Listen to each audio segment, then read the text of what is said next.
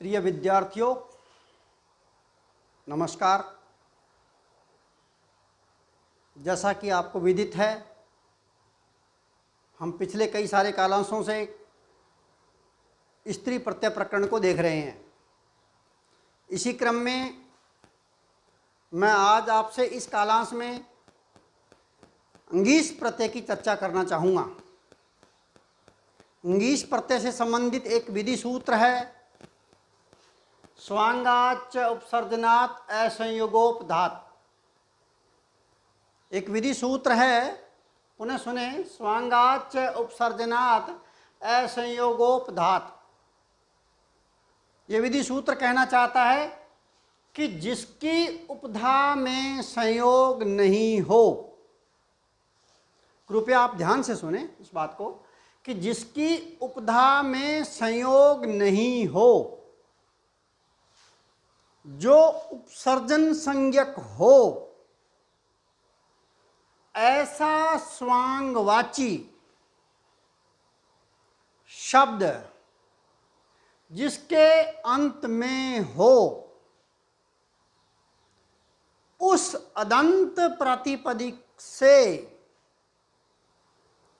स्त्रीत्व की विवक्षा में विकल्प से अंगीष प्रत्यय होता है। पुनः सुनिए, विधि सूत्र है स्वांगाच्च उपसर्जनात् असंयोगोपधात्। यह सूत्र कहना चाहता है कि जिसकी उपधा में संयोग नहीं हो, नंबर एक बात, जो उपसर्जन संज्ञक हो, 2 नंबर शर्त, ऐसा स्व अंगवाची शब्द जिसके अंत में हो, ये तीसरी शर्त, और वह अदंत होना चाहिए। उस अदंत प्रातिपदिक से स्त्रीलिंग बनाते समय विकल्प से अंगीष प्रत्यय होता है। मैं आपको 2 उदाहरण देकर के इस सूत्र को स्पष्ट करना चाहूँगा।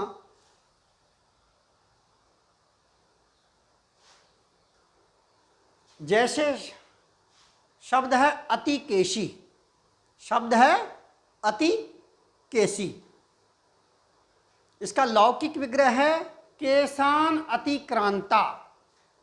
केशान अतिक्रांता अर्थात लंबे केशों वाली स्त्री, केशों को लांग चुकी, लंबे केशों वाली स्त्री, अतिकेशा। देखिएगा, अतिकेशी का तो अतिकेश में जब हम उक्त विधि सूत्र से अंगीष प्रत्यय विकल्प से लगाएंगे तो बनेगा अतिकेशी। दूसरा उदाहरण है चंद्रमुखी। दूसरा उदाहरण है चंद्रमुखी। इसका लौकिक विग्रह है चंद्र इव मुखम यस्या सा। लौकिक विग्रह है चंद्र इव मुखम यस्या सा, अर्थात वह चंद्रमुखी, चंद्रमा के समान सुंदर मुख वाली।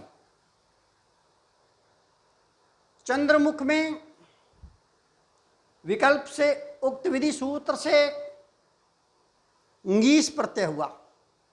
अंगीष में दीर्घ ई शेष रहा, क्योंकि अंगीष में दिए हुए आदि ङकार की लसक व तदिते सूत्र से इत संज्ञा हो जाती है।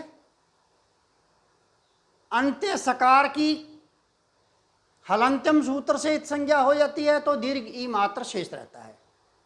तो यहाँ पर अंगीष प्रत्यय विकल्प से जुड़ा तो बना चंद्रमुखी। देखिएगा, अब बात आती है स्वांग। स्वांग बोले जा रहा हूं मैं, आपको मैं स्पष्ट फिर कर देता हूं कि जो पदार्थ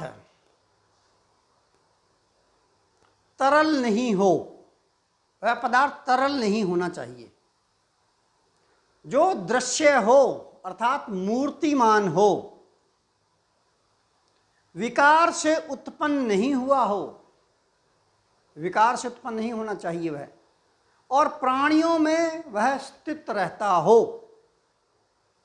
वह स्वांग कहलाता है। जैसे उदाहरण दिया था मैंने आपको अतिकेशी। अतिकेशी में केश शब्द दिया हुआ है, अंत में केश, वह शरीर का अंगवाचक शब्द है, केश है, स्वांगवाची शब्द है।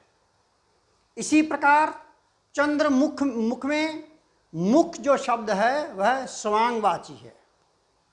मुख शरीर का एक अंग है, इसलिए मुख भी जो है वह स्वांगवाची शब्द है।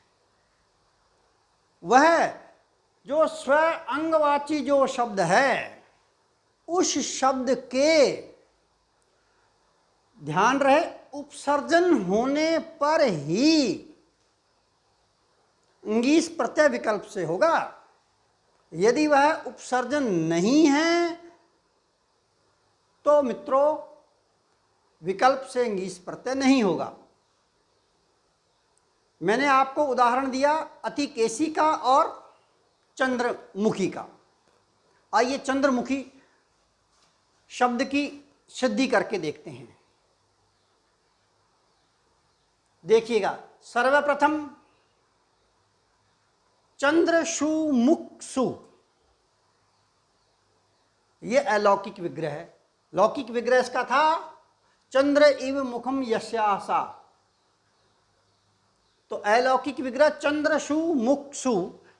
इस अलौकिक विग्रह में अनेक मन्य पदार्थ इस सूत्र द्वारा बहुब्रीहि समास हो गया।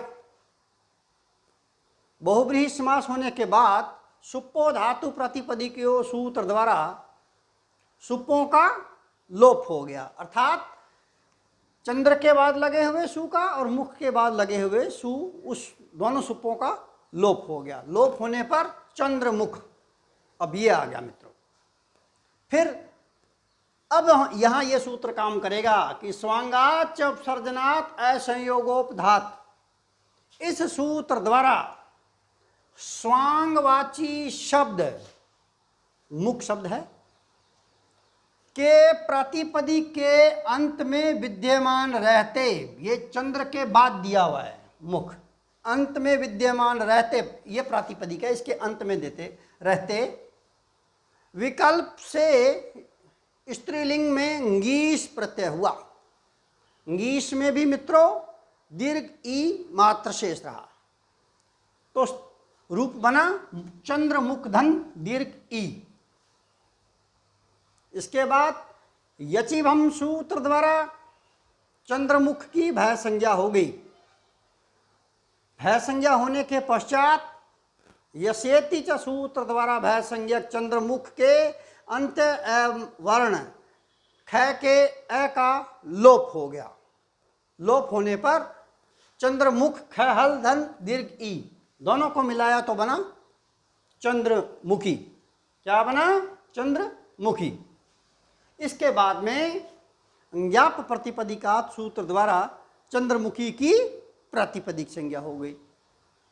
स्वोज सूत्र से प्रथम विभक्ति के एक वचन में सु प्रत्यय और हलंग्या बव्यो दीर्घात श्रुति से प्रक्तम हल सूत्र द्वारा स हल का लोप होने पर चंद्रमुखी प्रयोग सिद्ध होता है। देखिएगा, ये ngीस प्रत्यय विकल्प से हुआ था। सूत्र था स्वांगाच उपसर्जनात् असंयोगोपधात। इस विधि सूत्र से जहां विकल्प से ngीस प्रत्यय नहीं हुआ वहां चंद्रमुखा शब्द बनेगा। जैसे जैसे अतिकेशी था, इस अतिकेशी में जहां ngीस प्रत्यय लगा वहां तो अतिकेशी बन गया। अतिकेश में ngीस प्रत्यय लगने पर अतिकेशी बन गया, और जहां विकल्प से ngीस प्रत्यय नहीं लगा वहां अतिकेशा, ऐसा रूप बनेगा। तो जहां ngीस प्रत्यय नहीं हुआ वहां शब्द है चंद्रमुख। इस चंद्रमुख से अजात्यतस्ताप, इस सूत्र द्वारा अदंत प्रातिपदिक से अंत में दिया हुआ ख में अदंत प्रातिपदिक से स्त्रीलिंग की विवक्षा में टाप प्रत्यय हुआ। टाप में से भी मित्रों आदि टकार की चुटु सूत्र द्वारा और अंत्य पकार की हलंत्यम सूत्र द्वारा इत संज्ञा होने पर आ मात्र शेष रहा। इसके बाद अक सवर्णी दीर्घ सूत्र है। अक सवर्णी दीर्घ सूत्र द्वारा सवर्ण दीर्घ होने पर ख के अ और परे दिए हुए आ, इन दोनों के स्थान पर सवर्ण दीर्घ आ होने पर चंद्रमुखा बना। अब इसके बाद प्रातिपदिक संज्ञा करनी पड़ेगी। तो प्रातिपदिक संज्ञा करने के लिए ज्ञाप प्रतिपदिका सूत्र द्वारा चंद्रमुख मुखा की प्रातिपदिक संज्ञा होगी। सवोजस सूत्र से प्रथमा विभक्ति के एक वचन में सु और सहलंत का को हलंग्या बव्य सूत्र द्वारा सहल को लोप होने पर चंद्रमुखा प्रयोग मित्रों सिद्ध होता है। तो मैंने आज आपसे इस कालांश में स्वांगाच उपसर्जना असंयोगोपधात इस विधि सूत्र की चर्चा की, जिससे विकल्प से अंगीश प्रत्यय हुआ। अंगीश प्रत्यय लगा करके मैंने आपको दो उदाहरण बताए हैं। एक अतिकेश से अंगीश प्रत्यय लगने पर अतिकेशी बना और एक चंद्रमुख से अंगीश प्रत्यय विकल्प से लगने पर चंद्रमुखी बना। और जहाँ विकल्प से अंगीश प्रत्यय नहीं हुए वहाँ अतिकेश से अतिकेशा बनेगा अजात यतस टाप सूत्र द्वारा, और चंद्रमुख से टाप प्रत्यय लग करके चंद्रमुखा शब्द बनेंगे। अगले कालांश में मित्रों फिर हम स्त्री प्रत्यय प्रकरण के अन्य कोई प्रत्यय को लेकर के फिर हम चर्चा करेंगे। पुनः मिलते हैं। धन्यवाद।